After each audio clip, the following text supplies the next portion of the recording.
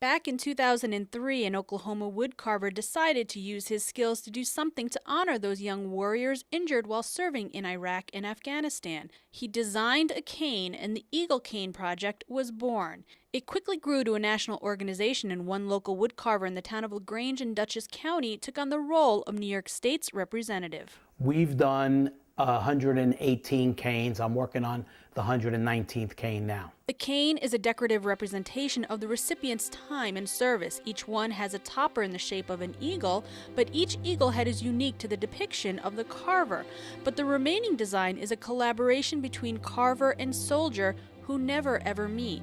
A request comes to us through a volunteer who goes to the hospital twice a week, and he asks them if they would like a cane made for them. The soldier, they ask for certain things to be put on that cane that has meaning to them.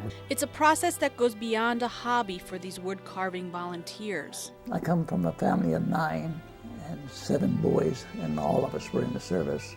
And there's a certain amount of pride. They all came home without wounds, and I just feel like I'm giving back something. And to see what begins as a block of wood evolve into a soldier's story is fascinating. Starts out as a round tree.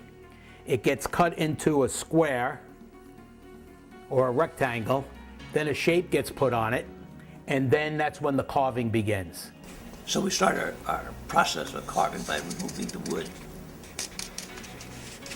And this would be a V tool that we would use to carve these particular patterns in the face. You have to have a bit of an artistic quality to you, creative, to be able to see, to visualize the eagle head in that block of wood.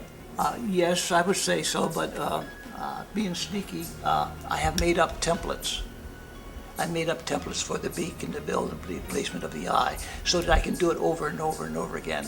And that comes from having to do so many of them. Once the head is carved, it's sanded for a smooth finish, followed by the painting. That entire process taking as much as 20 hours. Meanwhile, the shaft of the cane is created. I always put a hat on. I need glasses. So I'm going to put this on. It's going to be a little noisy.